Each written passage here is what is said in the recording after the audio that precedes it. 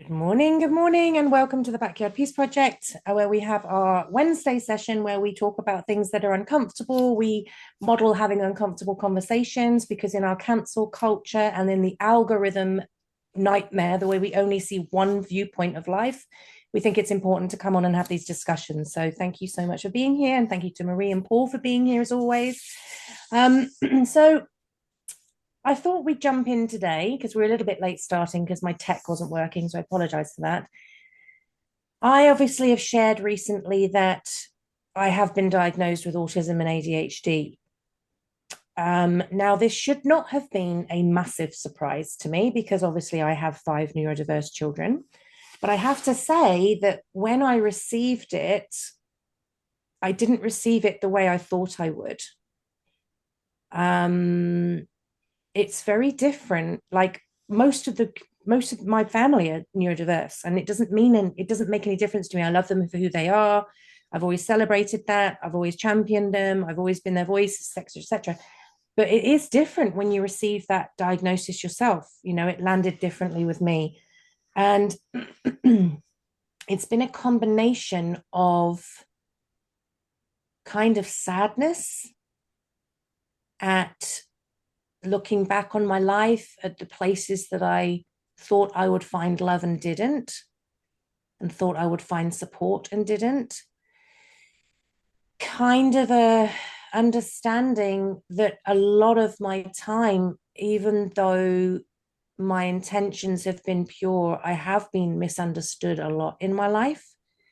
And I've really internalized that as my problem. Like, how could I be better? How could I do better? How could I self-reflect? How could I show up? And you guys know this because I talk things through with you, and you have to put me on the straight and narrow.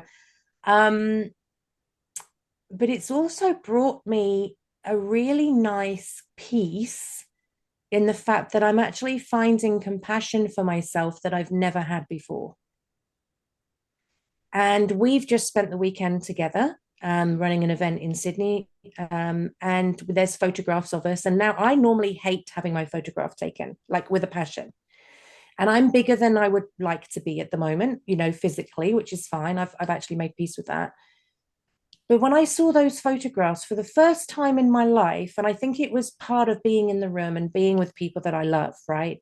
Being with people that I love who I actually think love me, which I haven't had a lot of in my life, apart from the family I've birthed. And the first time ever, I looked at those photographs, seeing the reality of what I look like right now, and I actually felt love for myself for the first time ever. And that was I quite love that profound for photo. me. I love Yeah, it. that's quite Mm. profound. And I loved the energy of that photo. You know, we were all together in the same room. It was really special. And that And was a first, just for it those who was, don't know, watching this, yeah, it was the first time that all three of us caught up in real life yeah, because, yeah, Paul and I have known for each other for quite some time now, like 15 years and counting. And you and I met for the first time live a year ago. So yeah, having all three of us in a room together was very, very special. So yeah. yeah, I So love that special that we Paul caught actually that in such a poked me to beautiful see if photo. I was real, which I thought was really rude. But I had to make sure. but it's been a really weird, sad, lovely, affirming, strange thing to go through. Mm. And one of the things that came out of it, because I have to say, is as confident as I am and as open as I am, which I pretty much, you know, I'm pretty up there with confidence and vulnerability and openness and honesty. I felt quite nervous sharing about my diagnosis. Mm. And the interesting thing was, my first thought was, will Ian still love me the same? Which is it doesn't make any sense because we've been together so long. We're very happy together. We've had 32 years. We've had lifetimes together. But it was such a weird insecurity that bubbled up in me. Like, how is he going to see me now? Is he going to love me the same? Is it going to change things between us? You know? And I feel like a lot of people are going through a massive shift right now, whether it's perimenopause, whether it's reaching a certain age in their life and reflecting back on everything they've been through and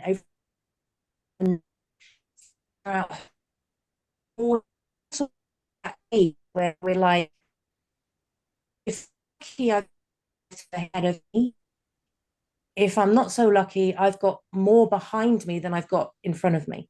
Do you know what I mean? Like, depending on what happens in my life. And I think you really start taking stock and like auditing. Um, and I was speaking to a friend of mine this morning who's been going through a massive, massive shift as well. And actually, a lot of my friends are going through these hugely life changing events right now. And just saying, one of the things that I have felt throughout this process is I've earned it. I've earned my right here. I've earned my place here, not feeling on the back foot. And I think the diagnosis for me, and I know it's not for everybody, and I'm not attaching myself to the disorder part of that diagnosis because I don't believe it's a disorder, not for my experience of it. I know that some people do have very intense versions of it, and that can be difficult in the world for sure. I'm not taking away from that. But it has brought me a level of understanding and compassion, and I don't know, like I've graduated, kind of. Mm. Do you know what I mean?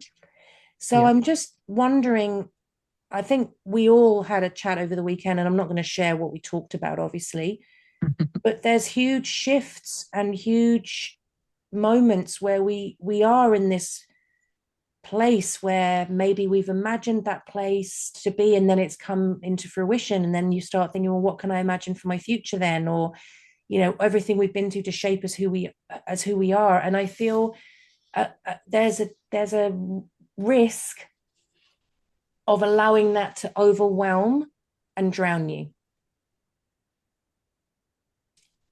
And I suppose the conversation I would love to have today is, if you're in that chapter right now, that chapter of struggle, the chapter of uncomfortable, the chapter of sometimes painful, and the unknown in the chrysalis,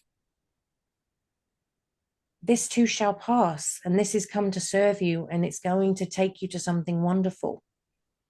So I just Mm. want to give out that sort of beacon of hope, because when you're in it, it's hard to see your way through it. Mm. That's me. There are so many things I want to say. I just want to start by saying I love you wholeheartedly, just the way you are. I really do, Cathy. You are such a wonderful, beautiful friend. And like nothing changed for me through the diagnosis. I can understand that things would have maybe not changed for you, but put things into question for a little while, and needed a process of recalibrating and reworking things for yourself. Because the one thing is, when we look at someone, a friend, our children that have a diagnosis and are the supporter, the loving parent, and providing everything they need to strive in that environment and with their diagnosis, not despite, but with their diagnosis. And you've done such a phenomenal, like outstanding job doing that for your 5 children. And then seeing that it comes from you. And I'm going to repeat something that I said to you in private, because I'm more than happy to share it with the world. I feel there is this moment where you then come from, oh, with my diagnosis, how could I have done better if I hadn't done this diagnosis as a mom? And did I actually give them all the support they needed? And the short answer is yes. Look at your kids, for goodness sake. They're incredible. They are striving. And I know I've never met them in person, but there is everything that I see and hear just is such a living proof that you and Ian have really provided so much love and support for them. You've always been standing up and fighting for your children. And sometimes I wonder, and please forgive me if that's coming from a space of not knowing enough, but sometimes I wonder if you actually provided so much more for them than you would have if you hadn't had that. I'm not even saying the diagnosis, because the diagnosis came later, but if you hadn't lived with what you grew up with, and that it maybe gave you, I'm actually convinced that it gave you an even better understanding, and also that I want to say that very lovingly, feistiness to stand up for your kids and be there, you know. I say that Mm. really from an absolute loving heart, not from a judgmental space. And I love that about you. And I think that's what we need as parents. And you know, just coming from my own perspective, my standing up for my kids, fighting for them has definitely quadrupled after Rob passed away. And I think when there are things that we are dealt with, whether that is a diagnosis, whether that is an adversity in life, it really highlights the needs that we're presented with, whether that's our own or our children, and we step up differently. So I think, if anything, it would have made you an even better mom, if that's even possible. And we are all human. You know, we do make mistakes and we stuff up at times, but it's the way how we deal with it that we teach our children how they deal with it. And I think there's so much to be said, but I just want to start with that I look at you and I really look up to you. The way you parent, you're an absolute idol for me. So I think I can learn a lot from you. And I have learned a lot just by being in your presence and listening to what you have to share. So thank you. And I love Thank you. you. You're gonna make me cry in a minute. That's enough of that. Thank you. That's I'm all really right. appreciative of Tissue's you. optional. Yeah, yeah. I really appreciate that. Thank you, because it is a parenting is hard. Like, because the At times. kids, you think you've got it nailed, and then one of you throws you and one of them throws you a new curveball, and you're like, what? And you're like, oh my God, so you having to I sometimes constantly, thought that too. you have to constantly change with it. Mm, And what was interesting, I was talking to my psychologist yesterday, and she must think, oh my gosh, because I do push back. Like, she says things and I push back. And I'm mm, like, yeah, I don't think that's relevant to me. And I was like, no. But yeah, we get on well. And she's given me some things to think about. But one of the things that she was saying to me, and I understand why she said it, but with my parenting, with any relationship, I really analyze and unpack and use the data to move forward in a more informed way. And she was saying, but that must be exhausting. I said, at times it is exhausting, but I don't know how else to be, you know? mm. And it was funny because I know on the weekend we were doing, on Sunday, we did this team murder mystery thing, which was really fun. And Mhm. at one point, Marie scans the room to find me. And where am I? Sat at the back watching everyone. Observing, of course, I knew it. I'm like, there she Mhm. is, And she went, "You sat observing. observing." I was like, "Oh, I didn't even realize I was doing it." I was just like taking in what everybody was doing. And one of the things that I was talking about with someone the other day was the disorder part. And what was lovely is we met this incredible guy over the weekend from New Zealand, who is of the Maori culture. And he Mm, brought some amazing blessings, and his presence was very magical, and his insights mm, were very magical. And he's kind of pushed against the diagnosis, because I did share it with my family that were there, wow. my chosen family. And he said, no, he said, we would call you an observer.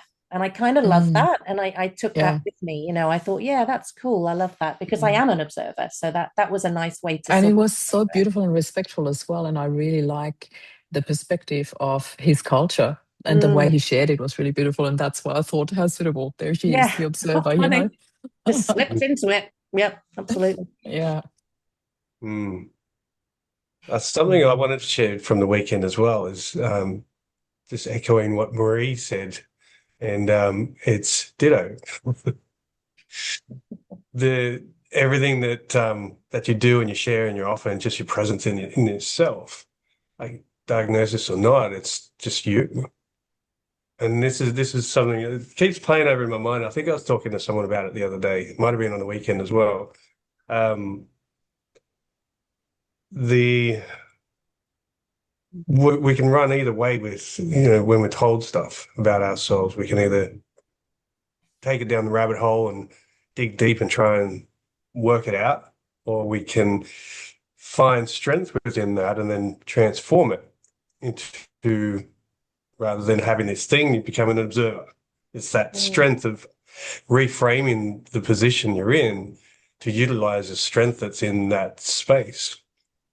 And that's like a big thing that I work with is like transforming anxiety, like reframing what that actually is. And it's the energy that you put with that or utilize with that. And the great Kerwin Ray used to talk about it all the time, that he had it, the ADHD, and that helped him to do what he did and leave a huge legacy that he left on this planet, because he used it as a strength. And it's interesting as well where we go down the rabbit holes of self-judgment, I suppose. And I know I do the same sort of thing, like just questioning, where you're at and who you are and why we're doing what we're doing and should we even bother sometimes. And I was listening to a great podcast on the weekend, and the guys were talking about this very thing. It's like, where does it all begin? And he reframed it to such a degree of understanding. Like this guy was talking about getting things wrong. It's like, when do we ever get anything wrong? Because if we think we fail, we're actually learning. And when we're succeeding, we've learned enough in the failure to take the next step. And then sort of adding on to that, to bring in a reframe of the pressure and the presence of pain and trauma and challenge, is in that perfect sense that there's never anything wrong. The universe is giving you an opportunity or taking you to that next level. And sometimes you got to break down the old patterns or habits or behaviors. Sometimes body needs to break down a little to regrow into a new level, like the caterpillar. It goes into its form and then comes out as a butterfly. That they actually die within that space. I can't even think of the actual name. It's not a caterpillar, something. Anyway, the cocoon. And the process of that is actually the breaking down of the body, which then transforms it into something different, something new. Doing life as we were, to then have a little breakdown, to then now level up another notch. And I feel like that's, as you were saying earlier, Cathy, about the places in life we get to and we're just sitting and things are happening and things are changing and things are breaking down and falling apart and growing, that it's all just that necessary process of life. Yet I think as we get older, we become more aware of it. And then we're like, oh, must be because we're old. But we're getting older. I guess we're like wise and wiser. Yeah, that's exactly it.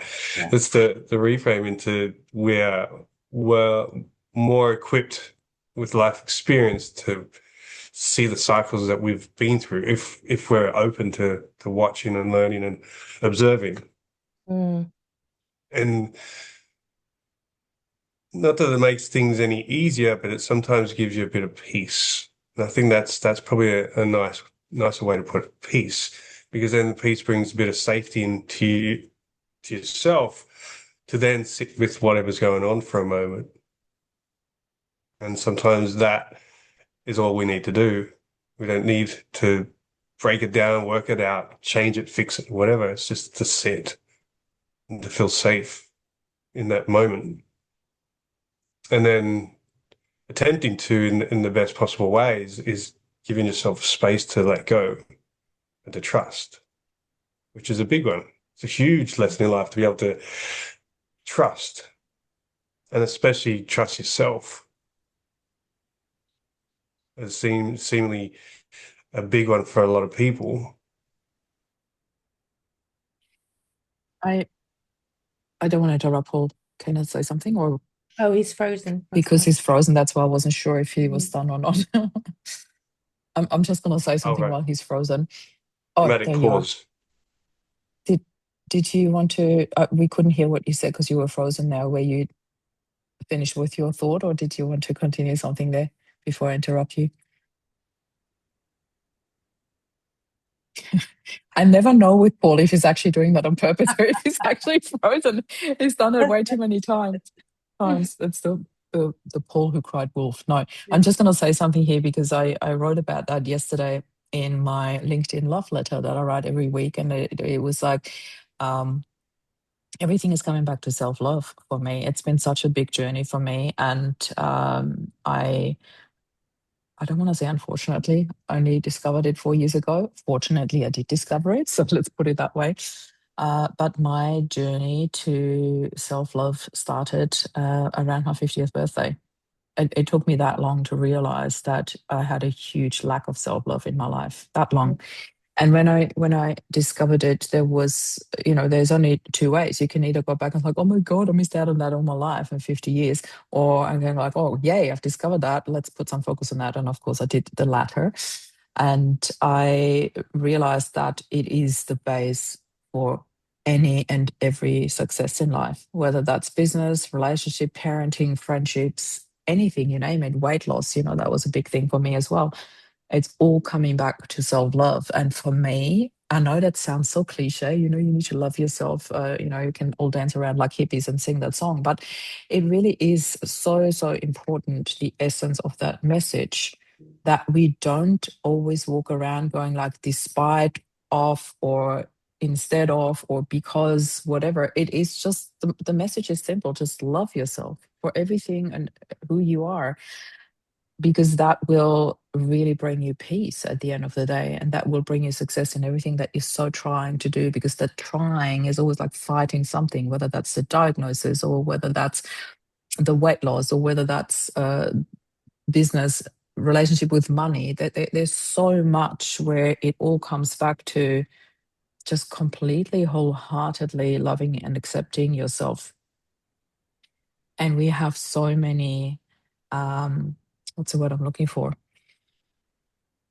So many stories that we tell ourselves, and they stem from our upbringing, from the environment that we were brought up in, from our parents, like beliefs that we've taken on, beliefs that we're still taking on now when we're hanging out with the wrong crowd. So it all comes back to when you love yourself, you also choose the people you're hanging out with differently. You choose what you accept as things that are being said to you differently. And a diagnosis for me is something that, as you said yourself, Cathy, it helps you understand yourself better rather than now judging you. Because if you did that, you're working against everything that you taught your kids all your life.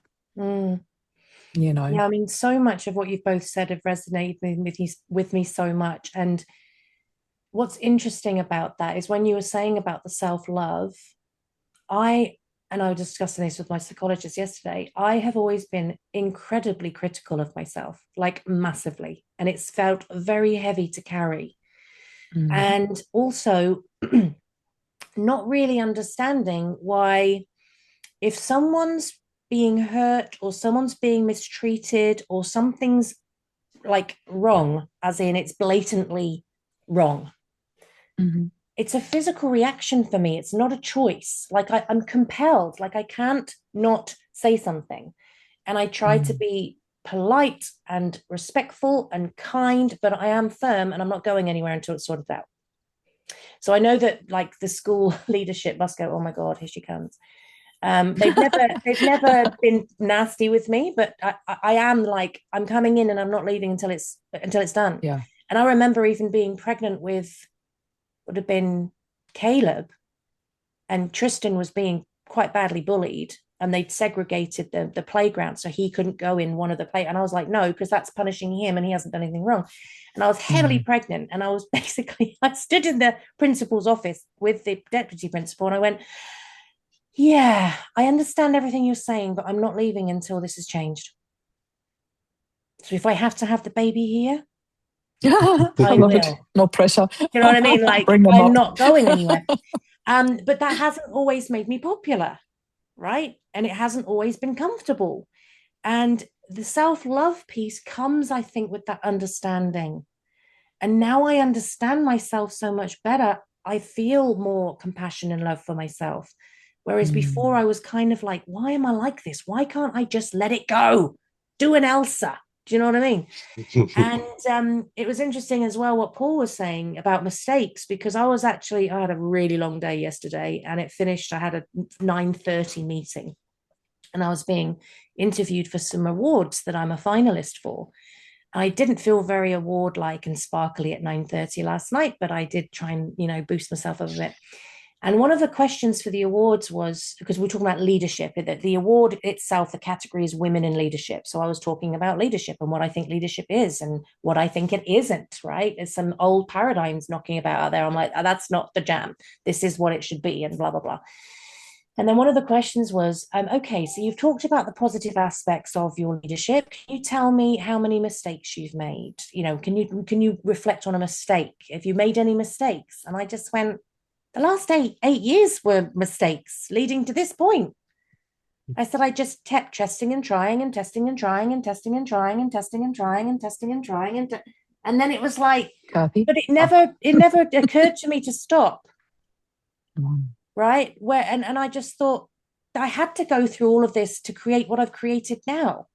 And they were sort of like, because I was like, the whole 8 years were basically a catalogue of mistakes, but they all led me to what we've built now. And one of the things that I got excited about over the weekend is we had an amazing speaker who has achieved incredible things in their life, and they were explaining what the new paradigm of business was, and that's what we've built. And I was like dancing in my chair going, woo, done it. But I mean, it was like I had to go through all of those mistakes to get to that point and realize what works, what doesn't work, what people want, what they don't want. And so it's that funny thing of like, as I was even saying to them, I didn't feel like they were mistakes. I felt like they were experiments leading me to where I needed to be. But I think we label it as such, and we get scared to do it because people are going to go, well, you failed on that, and nobody wants to. We want the green ticks. We don't want the red crosses. But I think as well, one thing is, if you really want self-love, it doesn't hurt to spend the weekend with people who love you. It really doesn't hurt. It helps a lot. It helps. And, yes, we need to develop it for ourselves, but who you hang out with, who you spend time with, who you share your energy with, who you let into your orbit is so crucial. To have people who genuinely want the best for you is priceless. And I would, and this is why we built the Backyard Peace Project. The community of coming together and being in a very high vibe. Bring your challenges, but with a solution focus, right? It's not a whinge fest. We're like, this is really challenging right now, and find a solution through it. But to be surrounded by people who are not necessarily like-minded, because I love diversity. I love being influenced by different cultures, different backgrounds, different experiences, but with the like intention of connecting and growing and learning.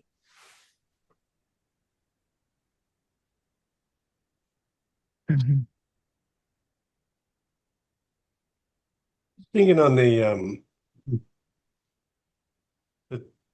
tick, we're searching for the tick. Gold star, an award, a certificate.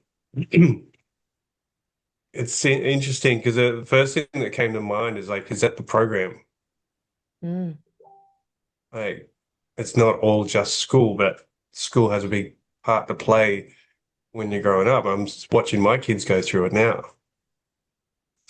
Must clean the floor, so I get a gold star. I must do dirty work, so I get a tick. I must, I don't know, do these things that I don't want to do to get a good mark on my yeah. And then that just rolls on into life, right? There's not a big focus on, oh, you were compassionate to yourself and you took 5 minutes to have a rest. Well done, gold star. It's always about there are doing no gold stars for self-care, right? And for self-love. And Yeah. that's the two things that we so urgently need to teach. I don't get it. Everything's just rewarded by tasks. But Sorry, it's, just had to it's throw that in also there. interesting part of that too, like to sort of roll with that is, the kids do get rewards for being compassionate or for, being kind in the classroom, which is fantastic. Again, rewards create an opportunity to go, I must do this so I can. Doesn't mean it's genuine all the time. Yet if you could just be kind and care about people, even strangers, it's just the way it is. And that's the new world is forming into that space of compassion because we're in the same boat. And the understanding around the world now is even more so getting clearer, like as there is a lot of stuff going on that's challenging and confusing. But I think the general, what I'm seeing is that people are starting to wake up to that no matter what country, no matter what race, what gender, all those things, we're all going through this similar thing. And so that gives an unconscious compassion to care about others, because when you've gone through the fire together, you understand what it's like, and then you actually care. It may not be the same fire, but we are less likely to jump on someone's back when they have an issue, because you understand that there's an iceberg, there's a tip of what you see, and then there's all the other life. Yet sometimes that tip is all we've seen, that we're all in the same boat. And it helps you to defuse preying on people for having some differences, and get to bring it together to understand that we're all human. We all breathe, we all have emotions, we all have moments of joy, we all have moments of pain, and we all are here just learning. And again, like coming back to that podcast I was listening to, he's talking about that sort of self-love angle is if we're searching for things outside of us all the time, we forget to stop and just be here. And right here and right now is perfect. Yeah, but so busy trying to get somewhere, to get something, to get a reward, that we forget about the now. And that moment that we sit in our power in that. And that's why everyone's so exhausted. A huge part of it, because we're pushing against the narrative, which is nature, and nature is just flowing. And when you're trying to paddle up the stream when the stream's going the other way, rather than turning and going with it, you're going to get tired real quick. And this goes to challenging your internal voices, challenging the drive to do something that energizes you in work, career, relationships, health. When you're pushing against stuff that someone else is doing, you think that's the way to do it. And I guess this is the learnings, is try everything. And then you'll find out which one drains you, which one energizes you. That's thoughts, that's movements, that's breathing, that's working, that's relationships, that's food. And so using those, I guess, as a simple tool, maybe this might be the golden takeaway. It's like, keep it simple, try everything. What energizes you is great, do more of that. What drains you and you resist and feel that within your body, do less of it, or don't do it at all. And keep it that simple. The EGS, the Emotional Guidance System tagline. So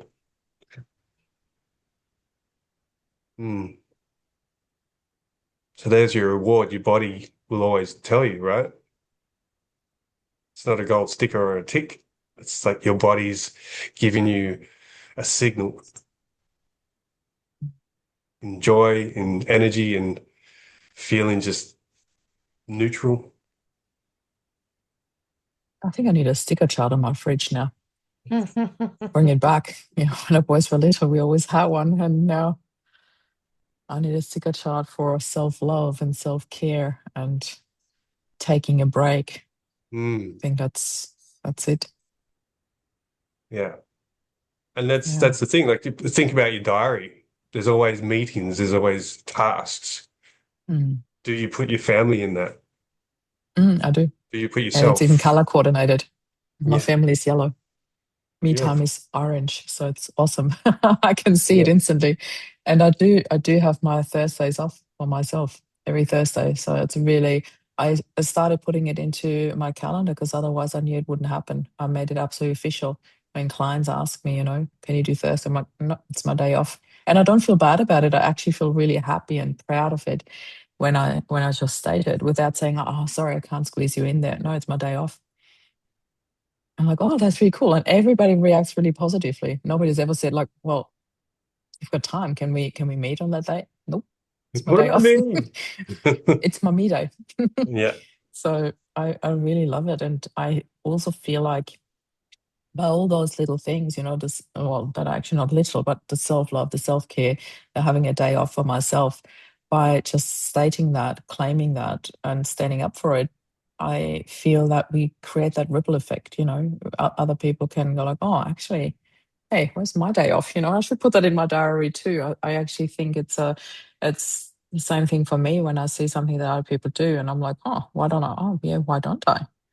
I feel like Mm. we often actually ask the right questions just in the wrong tonality. Why don't I get that? Yeah, why don't I get that? I can actually create that. So I feel there is so much to learn from other people around us, and exactly in that simplicity that you said, Paul. Like, do you like it? Yay, great, do it more often. Do you not? Then just don't do it. My dad used to say it all the time when I was little. Dad, it hurts when I touch it. And he's like, don't touch it. Yeah. like, like it's that simple. And I'm like, it still makes me laugh when I think back now. It's just sometimes the answers are really so much simpler than we make them to be. Mm. I think when we have the courage, and it does take courage to step more into ourselves, Mm. when they say you're so full of yourself, well, who am I supposed to be full of? Exactly. You know what I mean? Like, I don't get it. Like, am I I not love it. supposed to be full of myself? Um, but I mean, I remember running a meeting for local business women, and compared to the local business women, I'm a bit woo woo, very spiritual, all of those things, and I'm not worried about showing that. And so before they came, I like cleared the energy in the room that we were meeting, and did a few sort of intentions and blessings and Oh, yeah, just sort of dance around clear, the clear, room. clear. I love it. And they came in, and we had this really amazing, heartfelt connection of people really sharing some vulnerable stuff. And we hadn't met each other before. So they were quite sharing this vulnerable stuff in this safe space. And then one of them left early, and she got up and she said, if I was at any other business gathering, I would now say, I'm sorry, I've got to go because I've got a meeting.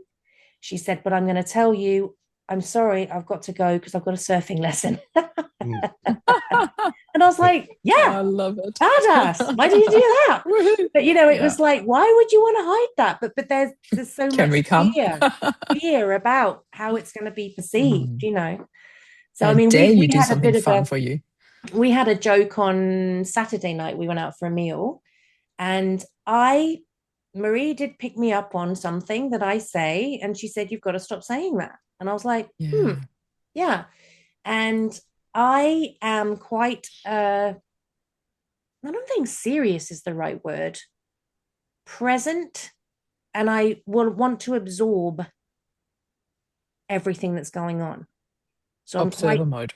do you know what I mean? Yeah, I mean, if I'm talking to someone, I'm really like locked in, and I'm like observing everything that's happening and whatever. And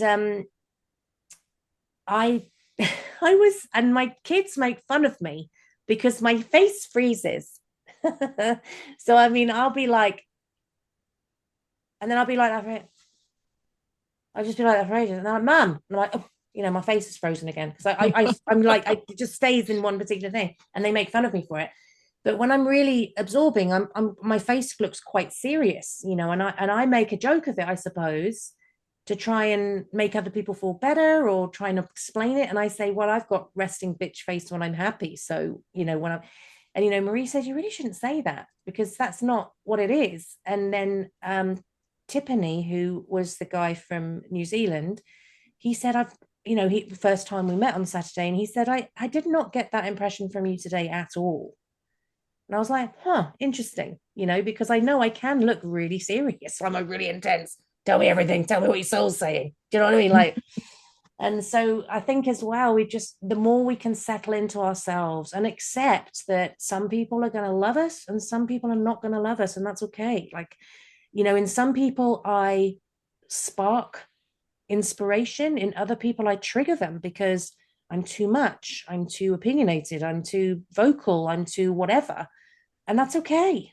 That's okay. You know, you're not ready for me. That's fine. But I've still been part of your journey because I've triggered something in you to look at, right? But yeah, it's a weird old thing. But I think from what I've learned over the last few weeks, self-love with understanding brings the compassion that brings the peace, which I really love. Mic drop. We're done here. Yeah. Boom. Thanks for coming. I'll be here all week. Anybody want to say anything before we round off? No, I'm very happy. And you know, whenever you say too much, I feel like you can't ever have too much of a person who you love, and that's it. You know, that's really all there is to say about that. If you're too much for one person, then you're not the right person for them anyway, or vice versa. In particular, you know. Yeah, love that. And I think that goes on both sides, because then there's a lot of people going, I'm not enough. So always searching for something more. But what if you just were you? That's it. It's just not too much or enough. It's just you. Perfect as you are. I love you just the way you are. I just called. No, stop. Right. Okay, so I'm going to stop streaming. So thank you so much for joining us. I hope that this has been of use to you. I hope you've had some aha moments and some breakthroughs. We're here every Wednesday, so we'd love to see you another time. Comment below if anything that we said today resonated with you, and we'll see you next time.